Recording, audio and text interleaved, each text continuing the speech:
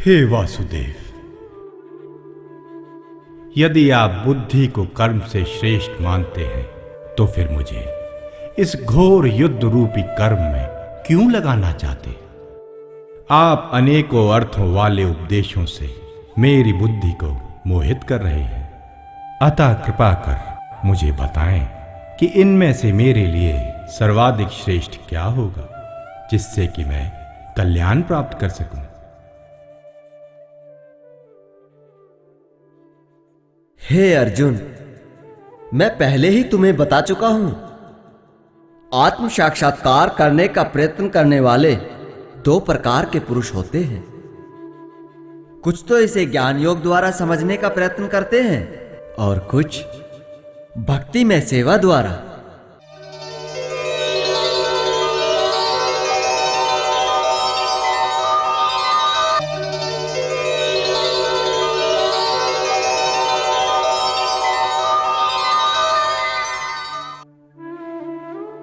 मनुष्य ना तो नियत कर्मों से विमुख होकर कर्मों के बंधन से मुक्ति पा सकता है और ना ही केवल त्याग मात्र से सिद्धि प्राप्त की जा सकती है। निसंदेह कोई भी मनुष्य किसी भी काल में क्षण भर भी कर्म किए बिना नहीं रह सकता। प्रकृति के अनुसार प्रत्येक व्यक्ति को उसके अधीन होकर कर्म करना पड़ता है।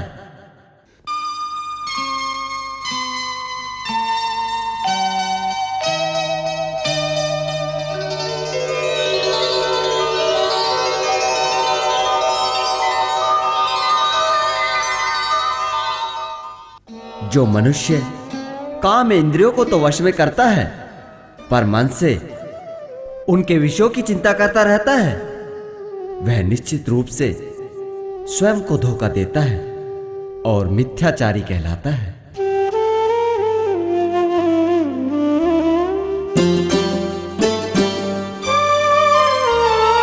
हठ से इंद्रियों को तो रोके, विषयों से किंतु न मन को हटाए।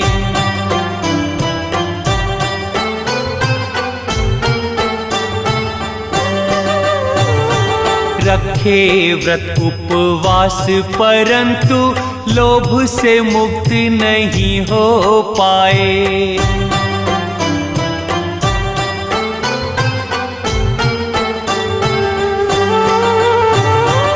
ऐसे कर्म का त्याग भला फिर, ऐसे कर्म का त्याग भला फिर कैसे उसे सन्यासी बनाए। हे अर्जुन ऐसा अज्ञानी मिथ्याचारी व दंभी कहाए। हे अर्जुन ऐसा अज्ञानी मिथ्याचारी व दंभी कहाए। किंतु अर्जुन, यदि कोई निष्ठावान व्यक्ति अपने मन के द्वारा काम इंद्रियों को वश में करने का प्रयत्न करता है और बिना किसी आसक्ति से कर्म योग का आचरण ग्रहण करता है, वही श्रेष्ठ पुरुष कहलाता है।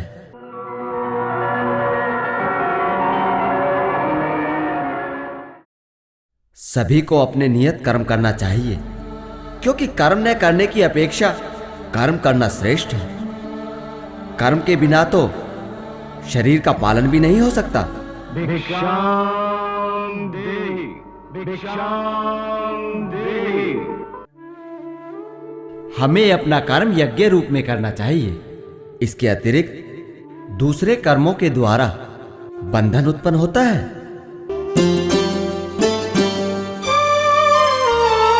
कर्म बिना प्राणी समझो मृत, कर्म का यह सब को ही विधान है।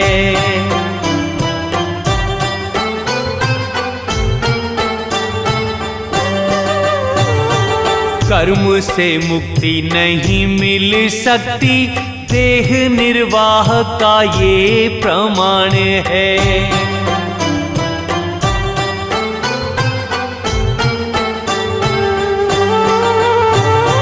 यज्ञ से धर्म की पूर्ति होती,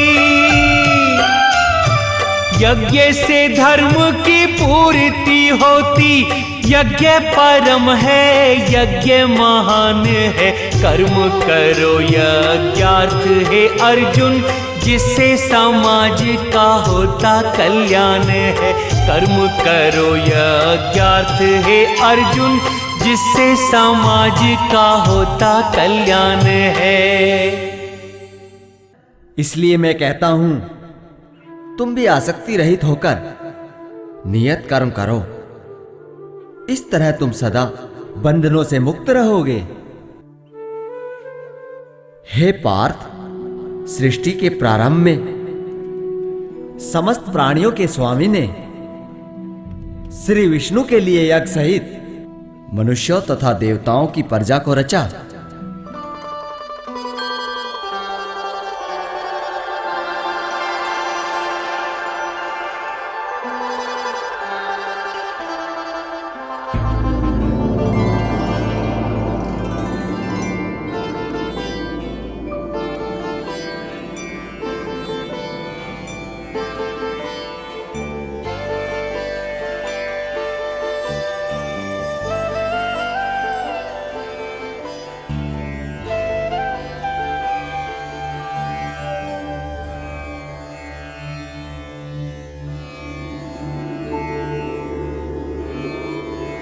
तदोपरांत उनसे कहा, तुम इस यज्ञ से सुखी रहो, क्योंकि इसके करने से तुम्हें सुख, समृद्धि तथा मुक्ति प्राप्त हेतु वांछित वस्तुएं प्राप्त हो सकेंगी। यह यज्ञ इच्छित भोग प्रदान करने वाला है। इस यज्ञ के द्वारा तुम लोग देवताओं को प्रसन्न करो, फलस्वरूप वे तुम्हें भी प्रसन्न करेंगे। इस प्रकार मनुष्य तथा देवताओं के मध्य सहयोग से हर एक प्राणी को संपन्नता प्राप्त होगी। जीवन की विभिन्न आवश्यकताओं को पूरा करने वाले विभिन्न देवता यज्ञ के संपन्न होने पर तुम्हारी विभिन्न आवश्यकताओं को पूरा करेंगे। किंतु जो व्यक्ति उनके दिए हुए उपहारों को अर्पित किए बिना भोग करता है, वह निश्चित रूप से चोर है। जो व्यक्ति यज्ञ में अर्पित किए हुए प्रसाद को खाते हैं, वह सभी पापों से मुक्त हो जाते हैं। और जो प्राणी केवल शरीर पोषण के लिए पकाते हैं, वो केवल पाप को ही प्राप्त होते हैं। सारे प्राणी अन्न पर आश्रित हैं, जो वर्षा से उत्पन्न होता है। वर्षा यज्ञ के संपन्न होने से उत्पन्न होती है, और यज्ञ नियत कर्मों के करने से उत्पन्न होता है। वेदों में नियमित कर्मों का विधान है, और इन वेदों की उत्पत्ति साक्षात परमात्मा ने ही की है।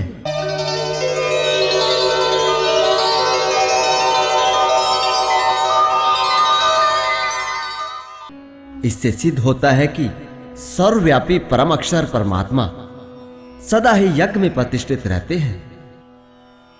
हे अर्जुन, जो मानव इस प्रकार वेदों में स्थापित यज्ञ चक्र के अनुसार कर्म नहीं करता, वह निश्चय ही पाप में जीवन व्यतीत करता है। ऐसा व्यक्ति केवल इंद्रियों की तुष्टि के लिए व्यर्थ ही जीवित रहता है। किंतु जो व्यक्ति अपनी आत्मा में ही रमकर आत्मसंतुष्ट तथा आत्म तृप्त रहते हैं, उनके लिए कोई कर्तव्य नहीं होता। उस व्यक्ति का इस जगत में ना तो कर्म करने से कोई प्रयोजन रहता है, और ना ही कर्मों के न करने से। इसलिए कर्म फल में अनासक्त होकर मनुष्य को अपना कर्तव्य समझकर निरंतर कर्म करते रहना चाहिए, क्योंकि अनासक्त होकर कर्म करने वाले मनुष्य को ही परमात्मा की प्राप्ति होती है। जनक जैसे राजाओं ने आसक्ति रहित नियत कर्मों के द्वारा परम सिद्धि को प्राप्त की थी। इसलिए आम जनमानस को शिक्षित करने की दृष्टि से तुम्हें भी नियत कर्म करने चाहिए। हे अर्जुन, महान पुरुष जो जो आचरण करते हैं, अन्य सामान्य पुरुष भी उसी का अनुसरण करते हैं।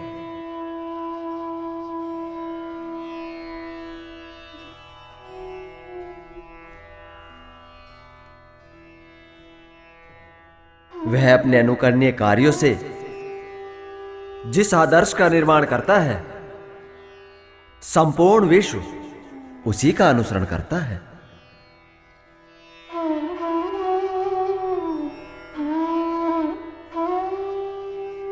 तीनों लोकों में कोई भी कर्म मेरे लिए नियत नहीं है। ना तो मुझे किसी वस्तु का अभाव है और ना ही मुझे किसी वस्तु की आवश्यकता है। फिर भी मैं नियत कर्म करने में सदैव तत्पर रहता हूं, क्योंकि यदि मैं नियत कर्मों को सावधानी पूर्वक ना करूं तो यह निश्चित है कि सारे मनुष्य मेरे पथ का ही अनुसरण करेंगे। इसलिए यदि मैं कर्म ना करूं तो ये सभी मनुष्य नष्ट भ्रष्ट हो जाएंगे और मैं वर्ण संकर के उत्पन्न होने का कारण तथा संपूर्ण प्राणियों की शांति को नष्ट करने वाला बन जाऊंगा।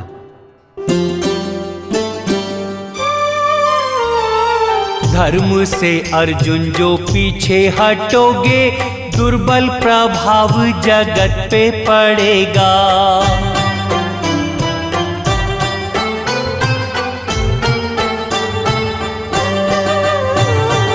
अनुसरण जग तुम्हारा करेगा, कर्म के पथ पे फिर कौन चलेगा।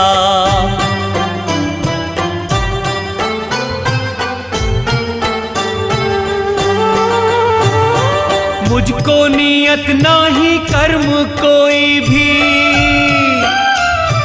मुझको नियत नाही कर्म कोई भी, फिर भी मैं कर्म है पार्थ हूँ करता। क्योंकि जगत मेरे आचरण का श्रद्धा से अनुसरण है करता। क्योंकि जगत मेरे आचरण का श्रद्धा से अनुसरण है करता। जिस प्रकार अज्ञानी जन फल प्राप्ति की इच्छा से कर्म करते हैं, उसी तरह विद्वानों को चाहिए कि लोगों को उचित पथ पर ले जाने के लिए अनासक्त होकर कर्म करें। विद्वान व्यक्ति को चाहिए कि सकाम कर्म करने में लगे हुए आसक्त अज्ञानियों को कर्म करने से रोके नहीं, जिससे उनके मन विचलित ना हो, अपितु स्वयं भी भक्ति भाव से कर्म करते हुए उनसे भी कर्म करवाए। वास्तव में संपूर्ण कर्म सब प्रकार से प्रकृति के तीनों गुणों द्वारा संपन्न किए जाते हैं, जबकि जीव आत्मा अहंकार के प्रभाव से मोहग्रस्त होकर अपने आप को समस्त कर्मों का कर्ता मान बैठता है। गुण विभाग और कर्म विभाग के भेदों को भली भांति जानते हुए परम सत्य को जानने वाला कभी भी अपने आप को इंद्रियों में तथा इंद्रिय तृप्ति में नहीं लगाता। प्रकृति के गुणों से मोहग्रस्त होने पर अज्ञानी पुरुष भौतिक कार्यों में संलग्न रहकर उनमें आसक्त हो जाते हैं। यद्यपि ज्ञानाभाव के कारण उनके ये कार्य अधम होते हैं, किंतु ज्ञानी को चाहिए कि उनको विचलित ना करें।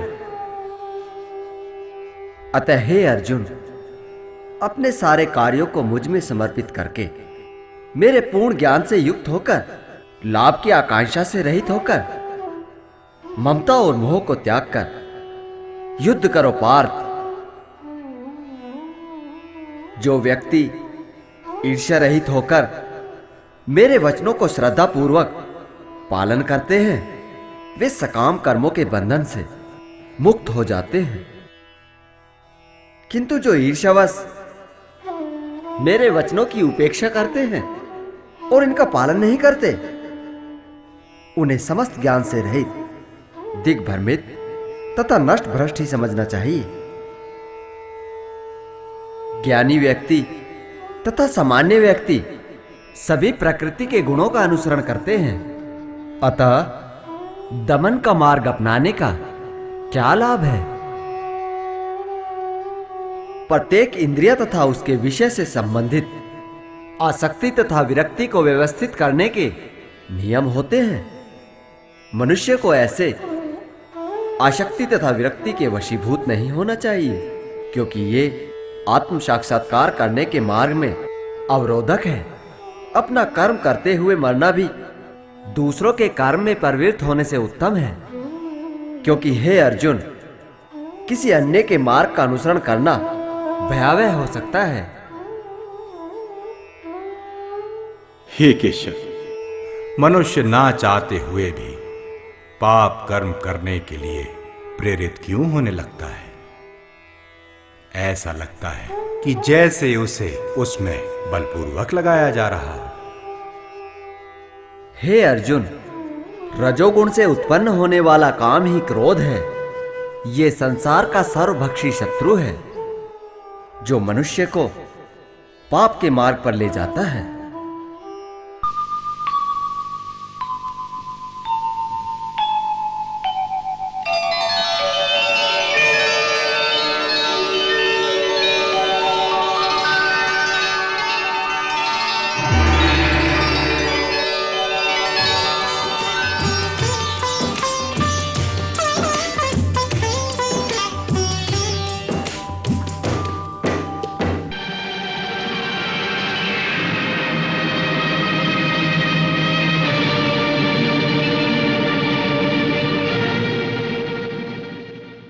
जिस प्रकार अग्नि धुएं से, दर्पण धूल से अथवा भ्रूण गर्भाशय से ढका रहता है, ठीक इसी तरह ज्ञान में जीव आत्मा की चेतना भी काम रूपी शत्रु से ढकी रहती है, जो कभी तुष्ट नहीं होती और सदैव अग्नि के समान जलती रहती है। इंद्रिया, मन और बुद्धि ये सभी काम के निवास स्थान हैं। यह काम मन, बुद्धि और इंद्रियों के द्वारा ही ज्ञान को ढककर जीवात्मा को वश में कर लेता है। इसलिए प्रारंभ में ही इंद्रियों को वश में करके पाप के महान प्रतीक इस काम का दमन करो और ज्ञान तथा आत्म साक्षात्कार के इस विनाशकर्ता को नष्ट कर दो।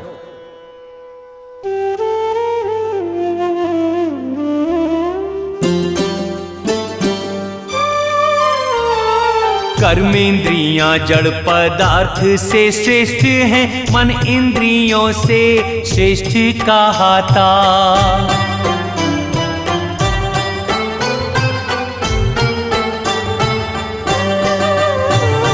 मन को जो प्रभु सेवा में लगा दे, इंद्रिय विषयों से है बच जाता।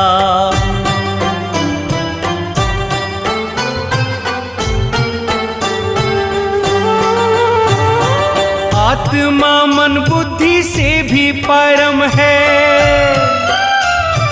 आत्मा मन बुद्धि से भी परम है, जो प्राणी इसको है जान जाता। हे अर्जुन, वो प्राणी जगत में आसक्ति से मुक्त हो जाता।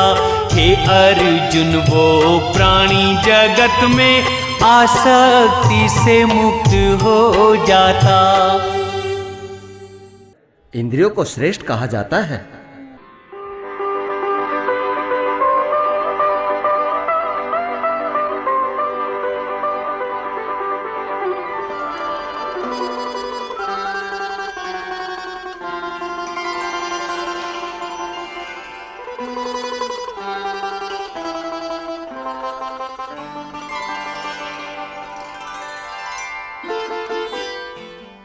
इंद्रियों से श्रेष्ठ मन होता है।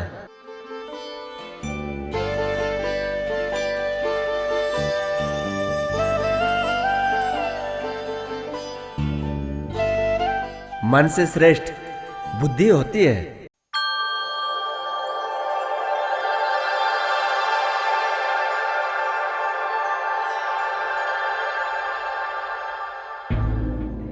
तथा बुद्धि से भी बढ़कर श्रेष्ठ आत्मा होती है।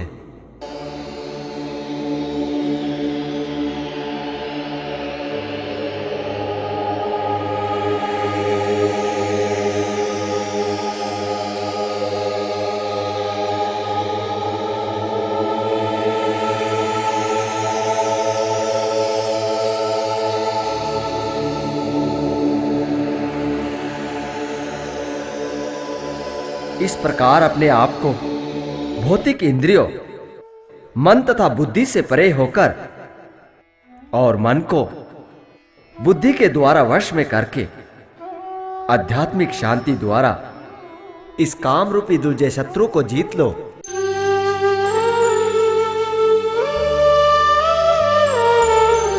मोह के बंधन तोड़ के अर्जुन बढ़ चल आगे, कर्म के पथ पे क्षत्रिय का कर्तव्य निभा तू। धनुष हाथ ले बैठ जा रथ पे, धनुष हाथ ले बैठ जा रथ पे। धर्म निभा अपना पांडुनंदन, रिश्ते व नातों के तोड़ बंधन।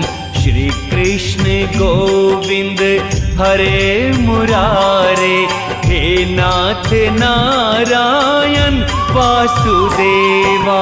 श्री कृष्ण गोविंद हरे मुरारे,